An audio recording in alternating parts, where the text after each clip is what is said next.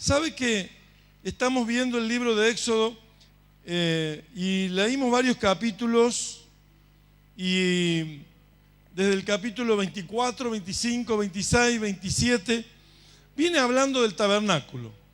Y en toda la declaración y en todo el desarrollo y en toda la explicación del tabernáculo, llegamos al capítulo 27 y vimos en el capítulo 27, vimos el altar de bronce, y vimos el atrio del tabernáculo. Y estuvimos por varias lecciones así viendo lo del altar de bronce en detalles y también lo del atrio, que es la entrada, que está el altar de bronce, que está el lavacro de bronce, que lo vimos desde adentro. Por fuera eran las telas de lino blanco resplandeciente, pero por dentro entrando veíamos las columnas que tenían a esas telas de lino, y las columnas también eran de bronce y las basas de bronce, pero los capiteles eran de plata, y vimos todas esas figuras y en unas declaraciones tremendas. Y de pronto Moisés da un vuelco, como que no tuviera nada que ver lo que sigue, y dice las lámparas en los últimos versículos, dice así: aceite para las lámparas. Y en el capítulo 28, las vestiduras de los sacerdotes. ¿Cómo? Viene hablando del tabernáculo y falta todavía conocer parte del lugar santísimo y todo. Y uno piensa de que en el desarrollo, hablando del tabernáculo, va a seguir con esa idea. Sin embargo, ahí Moisés es llevado a hablar dentro del lugar santo. Está el candelero de las 7 lámparas y habla del aceite para las lámparas. Y habla también de las vestiduras del sacerdote. Y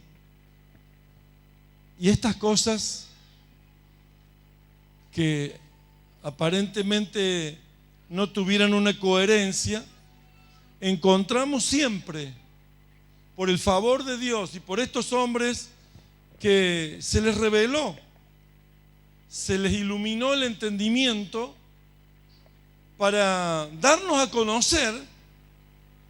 Cuando yo digo estos hombres, en este caso es Washmani, Winnesley, para darnos a conocer a los que vendríamos después de ellos una revelación, una luz, un entendimiento, porque nosotros nunca, leyendo la Biblia, nunca podríamos encontrar una revelación de tal magnitud, de tanto entendimiento, de tanta luz, si no hubiera habido algún iluminado siervo de Dios para encontrar esa revelación. Por supuesto que aún esa revelación se habla solo en los que maduran en el sacerdocio.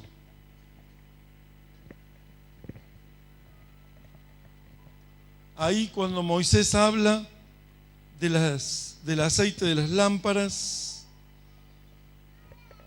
ahí no podía entrar otro que un sacerdote a encender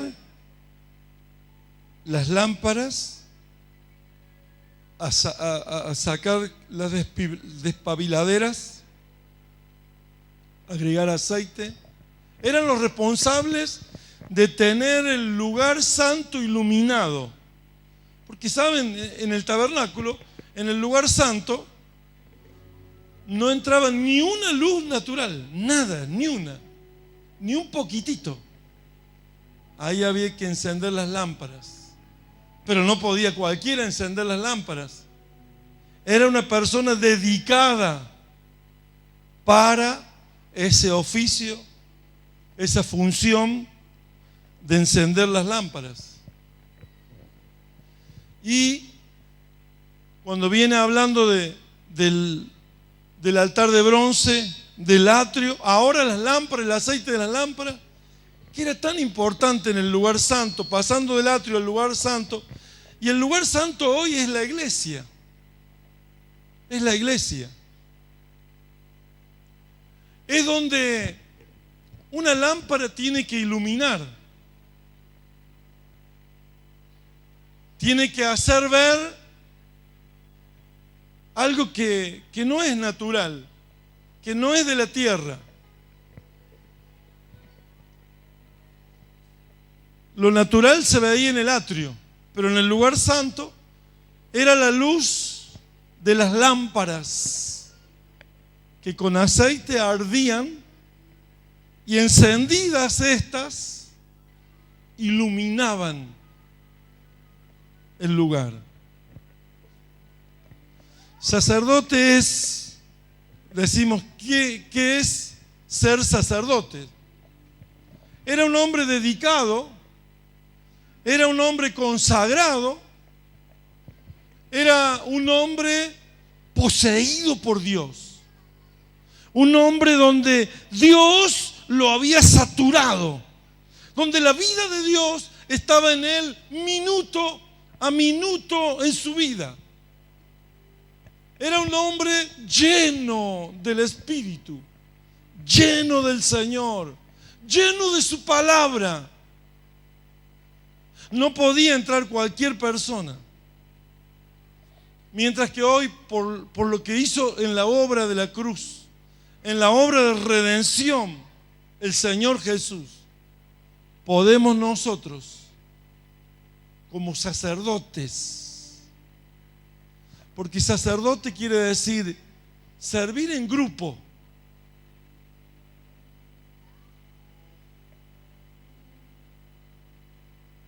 Integrar un grupo, porque aquí estamos hablando y son todos sacerdotes y estamos en grupo, estamos congregados.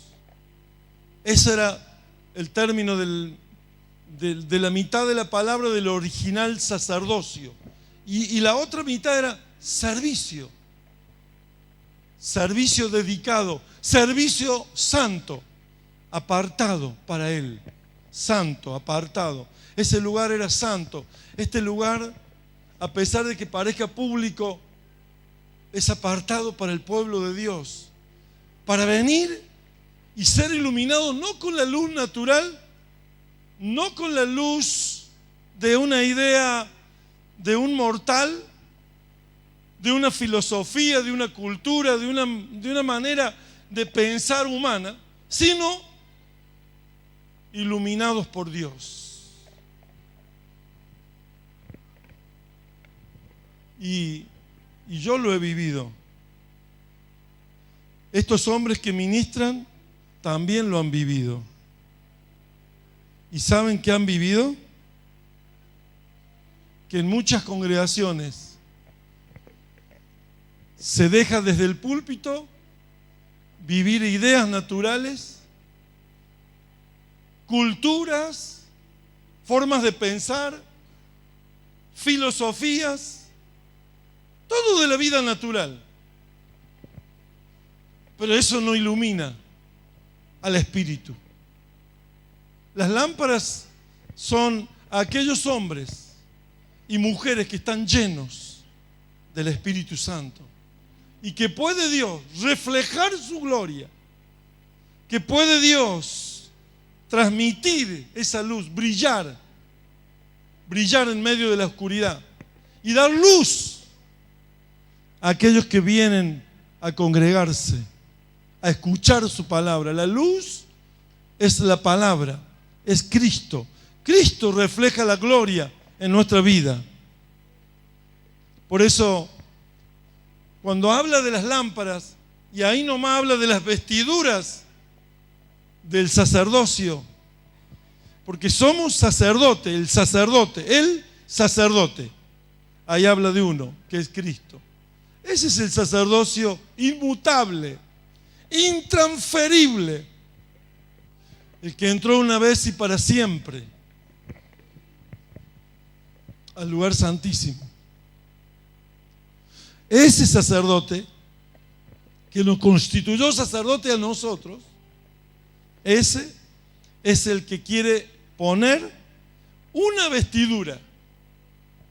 Una vestidura. Llamó entonces Moisés a Aarón y a sus 4 hijos para que estuvieran en ese lugar santo activando el fuego que iba en esas lámparas. Y que en ese activar está lo que hace Cristo. Cristo es la luz de los hombres. Y vosotros tenéis que ser la luz de los hombres en Cristo. ¿Sí? Como dice la palabra del Señor. Cuando habla de la luz, habla de la vida. Porque la luz transmite la vida. ¿Sí, amén? Y la vida de Cristo estaba allí. Como estaba hablando Andrea, diciendo de que cada uno de los miembros del cuerpo debe estar en funcionamiento, debe funcionar para cumplir el propósito del cuerpo. Cuando no funcionamos, estamos trayendo un dolor y una imposibilidad al cuerpo. Pero como iglesia de Cristo, nosotros como sacerdotes tenemos que vestir la vestidura de nuestro Señor Jesús. Él quiere expresarse por nosotros. Él quiere expresarse por nosotros en todas las áreas de nuestra vida. Y en esta mañana hablábamos con un joven y hablábamos de lo que es la administración de un cristiano, en la cual Dios va tratando y formándolo en el dinero, en cada acción de su vida. Cada acción de su vida. Si nosotros no tenemos en mente, si no tenemos nosotros los conceptos claros de la palabra de Dios, estamos cerrando el camino. Pongamos nuestro cuerpo en sacrificio vivo, santo y agradable a Dios. Fue la palabra de esta mañana. Y no nos conformemos a este siglo, no hagamos como ellos, ni un poquito menos. Como dice, bueno, no hago como ellos. No os conforméis a este siglo, sino que sed transformados por la renovación de vuestro entendimiento, para que comprobéis cuál es la buena, agradable y perfecta voluntad de Dios. Y hagamos las cosas prudentemente y con paciencia.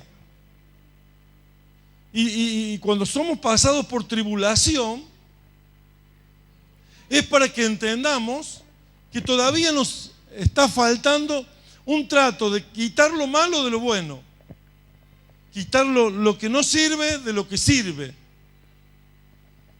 Y tribulación es cuando uno tiene pruebas, dificultades. Ahora, esas pruebas, esas dificultades, que a través de que estamos orando y estamos buscando el rostro de Dios y que nos estamos separando para Dios, porque santo es un sacerdote dedicado, lleno, saturado del Espíritu, poseído por Dios, dedicado a Dios todo el día. Cuando es así su vida, va a impartir la luz. Y la luz va a impartir lo que es el conocer que Dios nos está tratando, que Dios está trabajando en nosotros y acudir a Él cada vez más. No que cuando estamos acudiendo a Él y viene una dificultad, una lucha, un tribulón, una tribulación, ahí dejamos de buscarle, como desanimados, como tristes, como apenados por lo que está pasándonos. Y es todo lo contrario, porque cuando pedimos paciencia viene tribulación. Pero viene tribulación y tribulación quiere decir tribulón. Y tribulón es un rodillo que cuando las paletas de una cosechadora van echando el trigo en el corte, lo van echando arriba de una zaranda. Y en esa zaranda que hay agujeritos para que pase la semilla de trigo, hay un rodillo que se llama el tribulón, que pasa con puntas para separar la paja del trigo, lo bueno de lo malo. Y separa, pero tiene que pasar ese tribulón por sobre el trigo para separar la paja de la semilla. Y la semilla cae por ese agujerito a donde va a un depósito, ¿no es cierto? A que fuera guardado, porque va a ser un trigo donde va a hacerse pan y va a ser alimento para la vida, mientras que la paja va a ser sacada para ser quemada.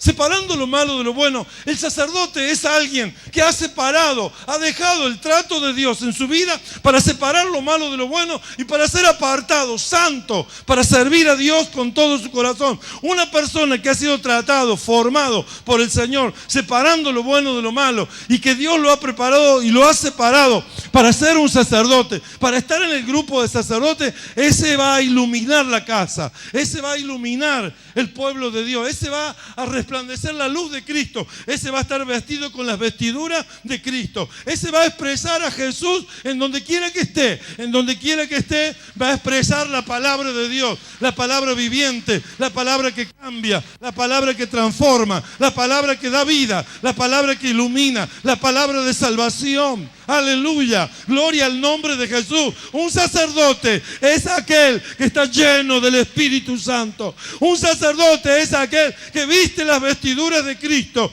Un sacerdote es aquel que vive apartado para Dios. Gloria al nombre de Jesús. Ese es el pueblo que va a venir a buscar. Ese es el pueblo que va a llevar el Señor en las nubes. Cuando todo este mundo esté en guerra, nosotros vamos a volar para recibir al Señor allí en las nubes. El pueblo de Dios, aleluya, gloria al nombre de el que se preparó, el que se rindió, el que se apartó, el que dejó que Dios le tratara, el que Dios le dejó que sacara lo malo de lo bueno. Bendito sea Dios. Gloria a Dios. Hay que permanecer y no hay que tener temor. Todo lo que el Señor está haciendo es para nuestro bien. Es para que nosotros seamos edificados. Es para que nosotros hagamos conforme a su voluntad.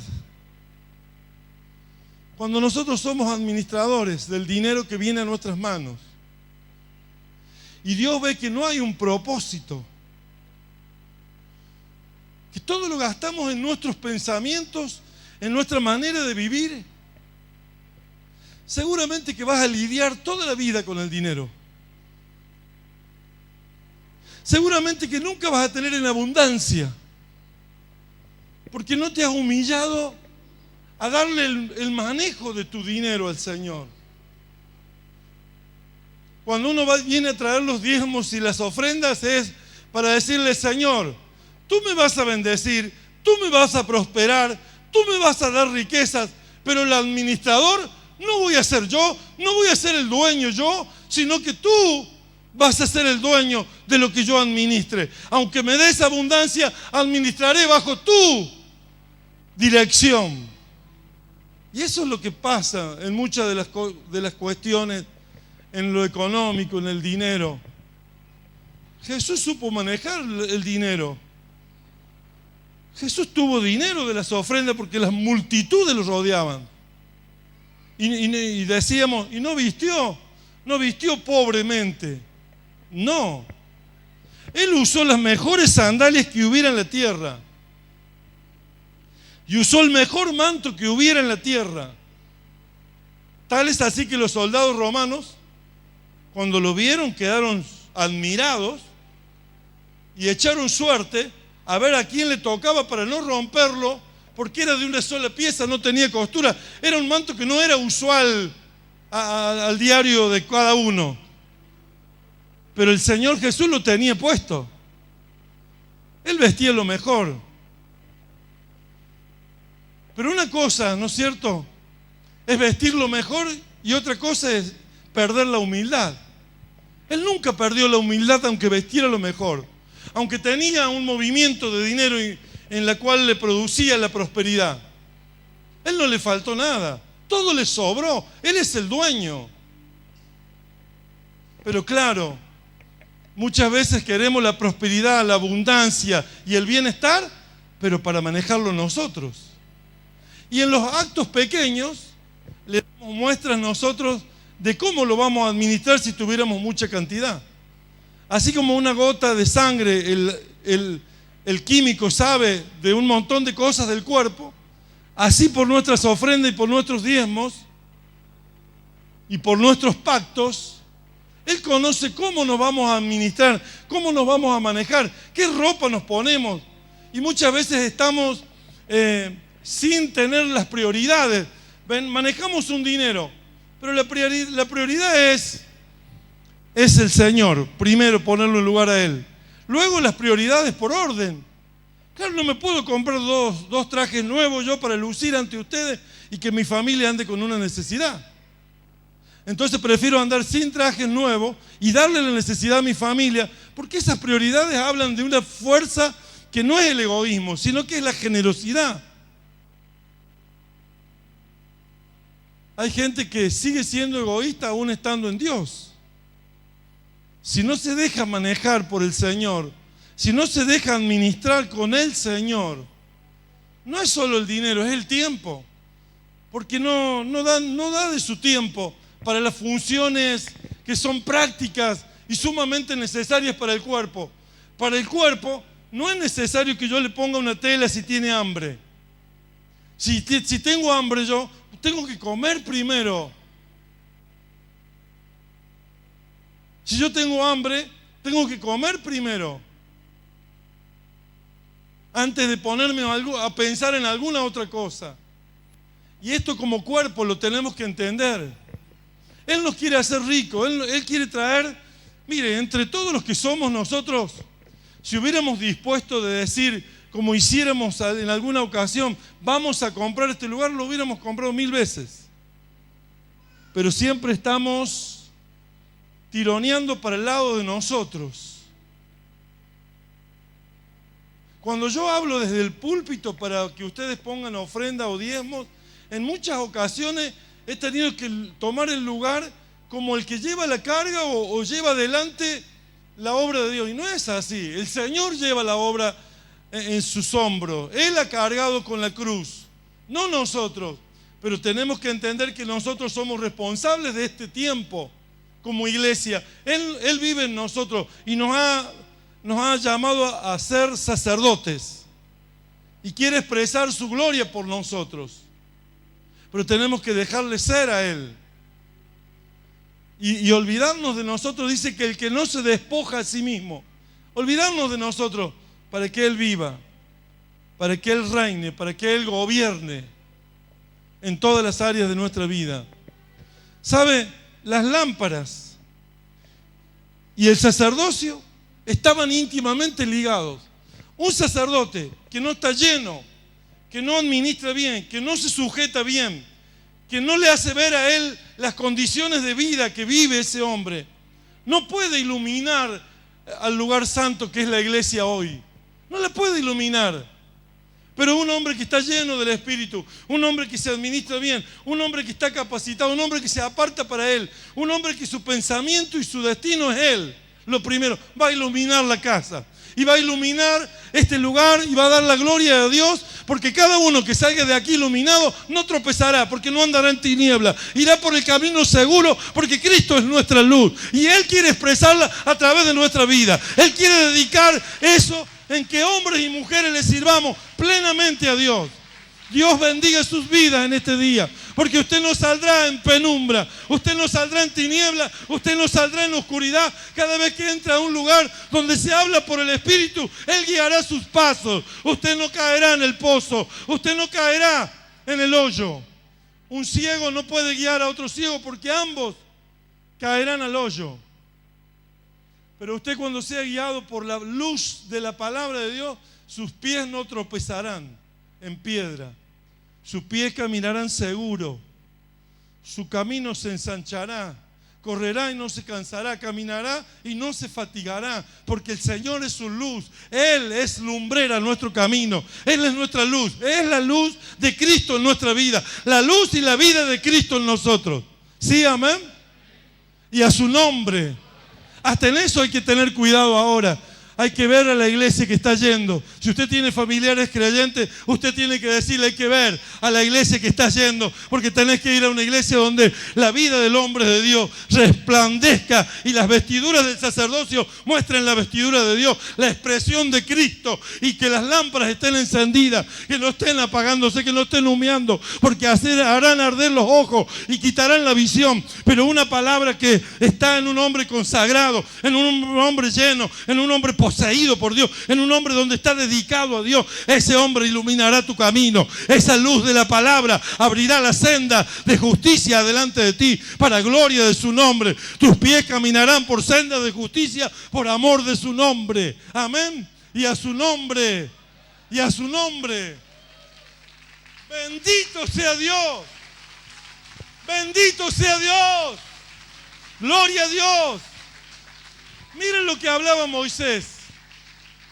Moisés hablaba de este lugar santo en donde no podía entrar ninguna luz natural. Toda la luz era de las lámparas del candelero de oro.